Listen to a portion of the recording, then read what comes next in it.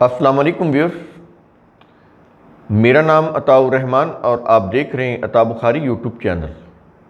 قرآن کریم کی مسلسل ایکسپوزیشن کے سلسلہ میں آج ہم سورہ النساء کی آیت نمبر 108 کی ایکسپوزیشن کریں گے۔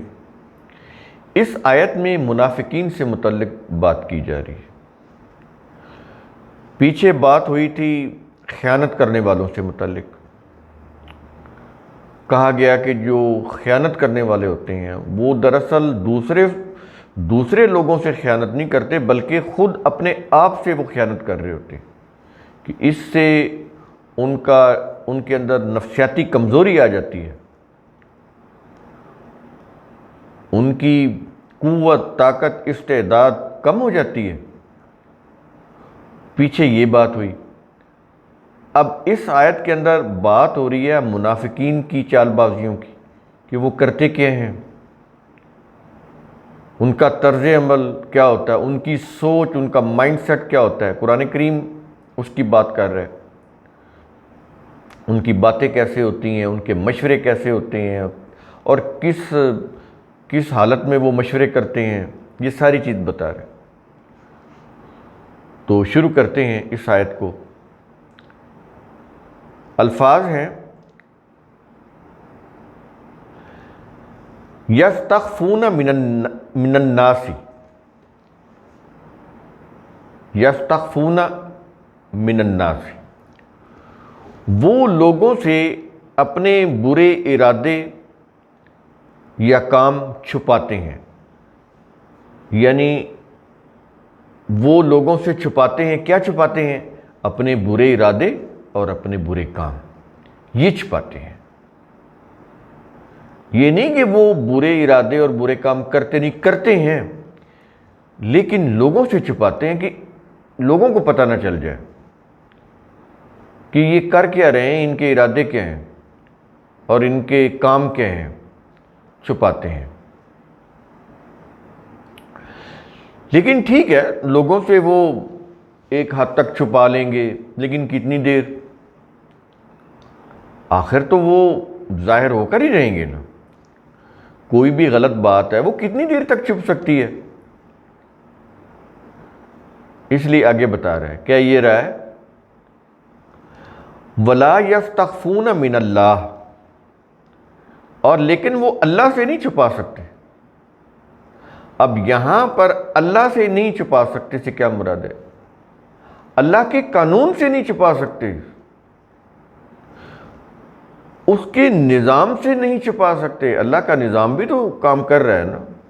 ٹھیک ہے، انسانوں نے اپنے غلط ظلم پر مبنی نظام قائم کیے ہوئے ہیں، اس کی روح سے انہوں نے اپنے آپ کو محفوظ بھی بنایا ہوا ہے، لیکن وہ بھی تو وقتی طور پر ہی ہوتا ہے نا۔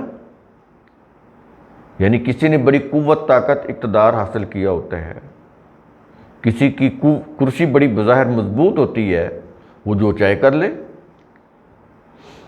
لیکن اللہ کا قانون، اس کا نظام، وہ تو کائنات میں کام کر رہا ہے۔ اللہ کا قانون مکافات وہ تو ہر ایک کے پیچھے لگا ہوا ہے کہ چلو جو بھی کرتے ہو، اچھا یا برا، وہ تو اس کا نتیجہ مرتب کر رہا ہوتا ہے۔ ریکارڈ تو ہو ہی رہا تھا اس کے نفس کے اندر، لیکن اس کا نتیجہ بھی مرتب ہو رہا ہوتا ہے۔ تو کہتا ہے کہ وہ اللہ سے نہیں چھپا سکتے اپنے برے ارادے، برے کام، وہ تو پھر ظاہر ہو کر رہتے ہیں۔ اور آگے کیا یہ رہا ہے کہ وَهُوَ مَعَهُمْ، اور وہ اللہ ان کے ساتھ ہوتا ہے۔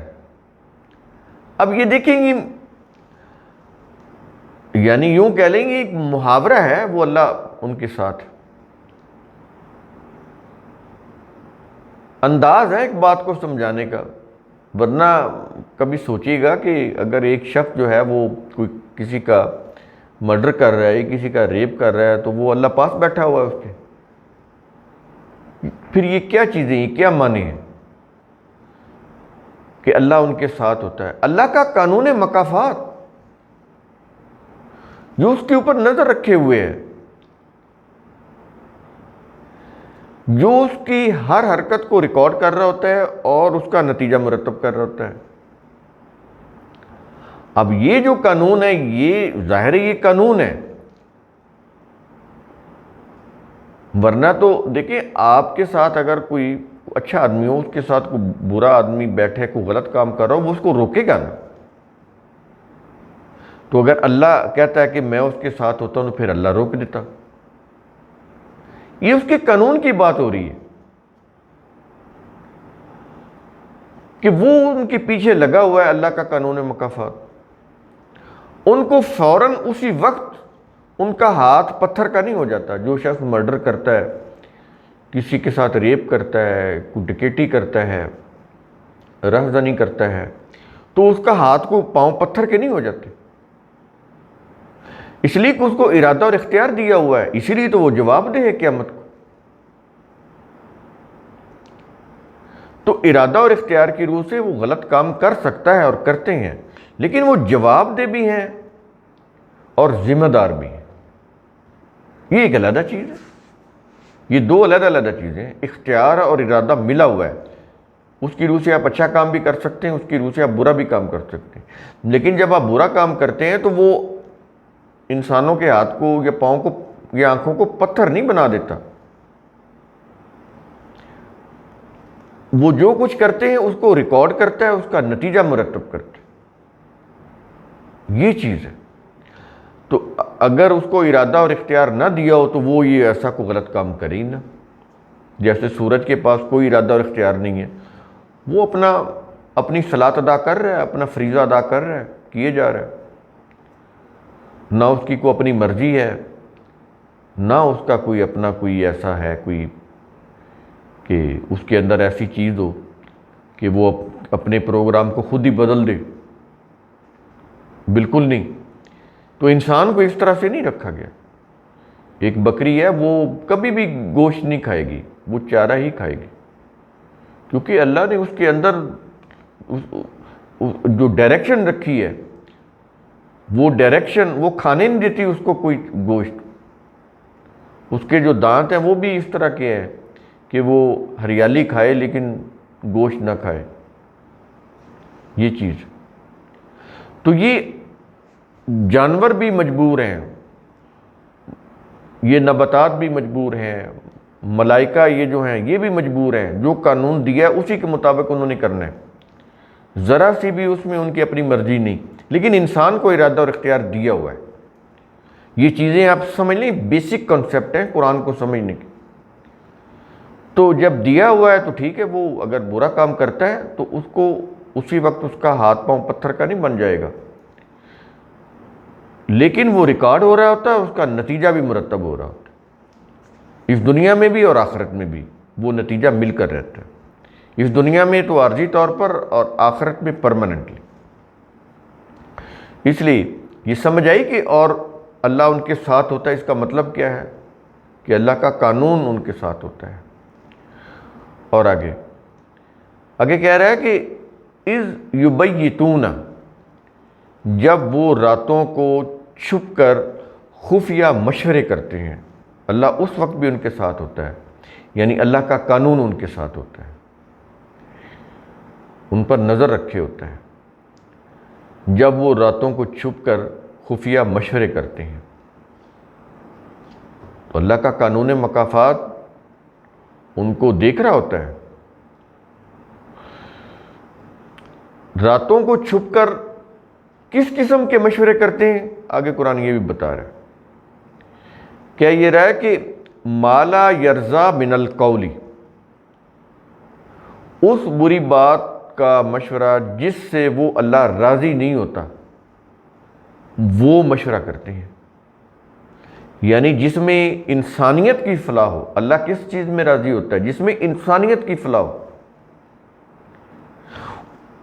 تو انسانیت کی فلاح یا انسانیت کے فائدے کے لیے مشورے نہیں کرتے، انتشار کے لیے، تخریب کے لیے مشورے کرتے ہیں۔ اس لیے تو وہ راتوں کو جماعت مومنین سے علیحدہ ہو کر خفیہ راتوں کو مشورہ کرتے ہیں تاکہ ان کو پتہ نہ چلے۔ لیکن ادھر اللہ کہہ رہا ہے کہ ہمارا قانون ان کے ساتھ ہوتا ہے، ان کو دیکھ رہا ہوتا ہے۔ یہاں پر یہ چیز کہی جا رہی۔ کہ وہ راتوں کو خفیہ مشورے کرتے ہیں اس بات کے جس سے اللہ راضی نہیں ہوتا۔ اللہ کا جو قانون ہے وہ غضبناک ہوتا ہے ان کے اوپر۔ یعنی یہاں پر یہ بھی سمجھنے کہ اللہ کے یہاں انسانی جذبات نہیں ہیں کہ وہ غصے میں آ جائے، وہ خوش ہو جائے، وہ تھک جائے، مسکرانا، خوش ہونا، غم زدہ ہونا، تکلیف زدہ ہونا، جوش انتقام میں آ جانا، یہ جذبات ہیں انسانی، اللہ میں نہیں ہے۔ وہ رول آف لا کا اللہ ہے۔ ایسا نہیں ہے کہ آپ کو غصے میں آ کر اللہ کو ناراض کر لیں گے، یعنی نعوذ باللہ جب بھی آپ چاہیں اللہ کو غصہ میں لانا چاہیں تو آپ کو غلط کام کریں اور ادھر اللہ غصے میں آ جائے، یعنی اللہ آپ کے غصے کا پابند ہو گیا کہ آپ جب چاہیں اللہ کو غصہ کی حالت میں لے آئیں۔